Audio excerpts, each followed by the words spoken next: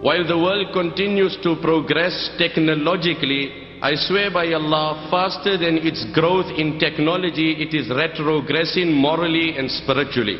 So this is the modern day poverty, if we can put it that way. That in the midst of affluence, there is no joy. In the midst of comfort and luxury, there is absolutely no joy.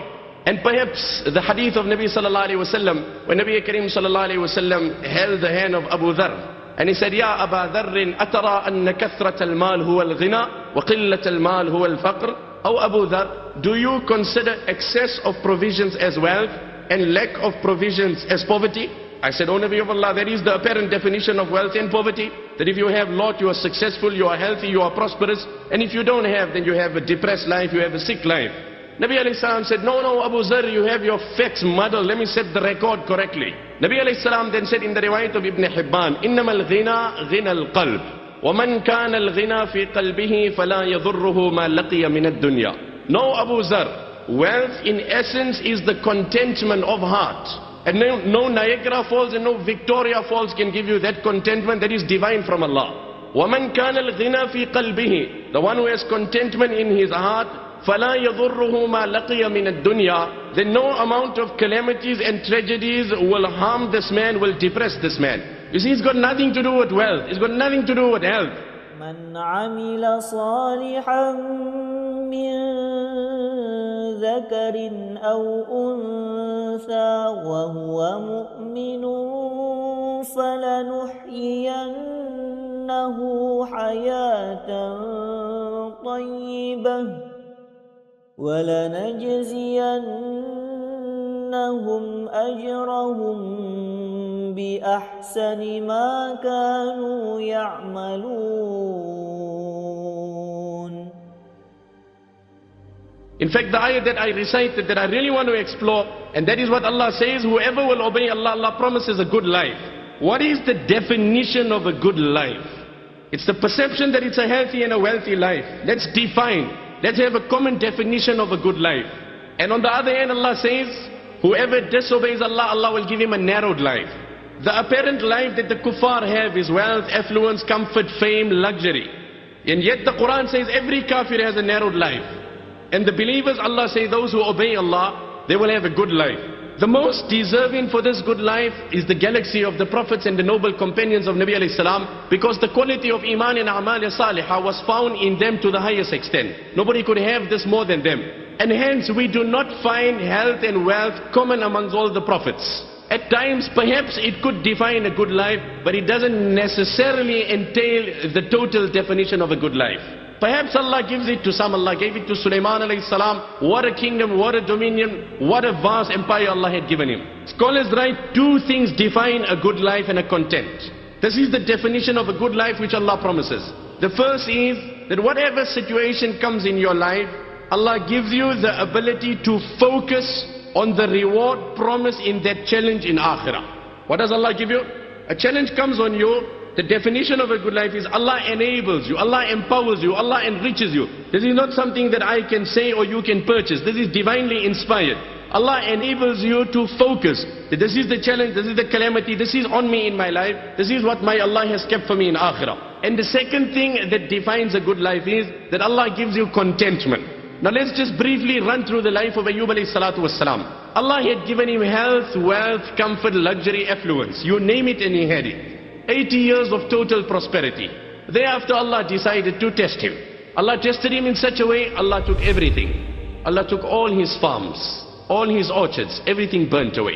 The roof of his house, and these are authentic narrations, the roof of his house collapsed, causing all the occupants of his house, that were his 14 children, to die instantly. A person loses one child and never recovers. The trauma that never recovers. He or she is never the same human onwards. 14 children he loses at one instance. He loses all his farms, and that's not all. He develops such a sickness that he has ulcers on his entire body. The only pillar of support that he had was his wife. His wife was the granddaughter of Yusuf alayhi salam. وَقَدْ رَافَقَتْ هَذِهِ الْمَرْأَةُ حياة نعمته وصحته وزمن بؤسه وبلائه فكانت في الحالين مع زوجها شاكرة صابرة. This woman seen the era of prosperity. When things are good, then the partners are, oh, wonderful husband, wonderful. What more to complain? Why? Because life is prosperous, everything is going well. But when difficulties comes, when challenges sets in, now this is the time to support your partner. More than often in Western circles, these marriages dissolve. Why? Because there are challenges. But look at through this bond. When Allah gives contentment in the midst of difficulties, what joy there is. So what happens to Ayyub alayhi salam? The pillar of support was his wife. And she stands by his side. She stood in the days of prosperity as well as the days of difficulty. But as life continued, 7 years of difficulty, Ayyub alayhi salam, the sickness took a toll on her. We often sympathize on a person that is sick. We forget to sympathize with those living with a sick person. At times they need more sympathy than the sick person. So it started taking a toll on her. 7 years lapsed. She comes to her husband. She says, don't you think it's high time you make dua to Allah that now He cures you and once again restores your health and we can see prosperity again. The tunnel is dark, it's raining, it's pouring, life is narrowing upon us. Don't you think perhaps if Allah can open up things in our life and we have a more brighter future? But this is a Nabi of Allah. He asked his wife, Kam labithtu fir raqa. Oh my wife, how long did we enjoy health and prosperity? So she said, 80 years, 8 decades. Kam labithtu fil bala. How long did we live in difficulty and how long am I sick and how long is it since we lost our children? So she said, it's 7 years if I recall correct since these difficulties came in our life. So Sayyidina Ayyub said, Ama astahi an atlub min Allahi raf'a bala'i wa ma qadaytu fihi muddata rakha'i. I feel ashamed that when my Allah has given me 80 years of prosperity and my Allah has only tested me for 7 years, I don't have the guts, nor do I think my situation justifies me asking Allah. 80 years of prosperity, if Allah tests me with difficulty for 80 years, and my days of adversity is in proportion to my days of prosperity, then perhaps I will take the courage of asking Allah. But until 80 years don't lapse, I'm not going to make an attempt to ask Allah. In the midst of sickness, but he's content. He's totally happy. There's divine happiness, divinely contentment. Allah inspires it.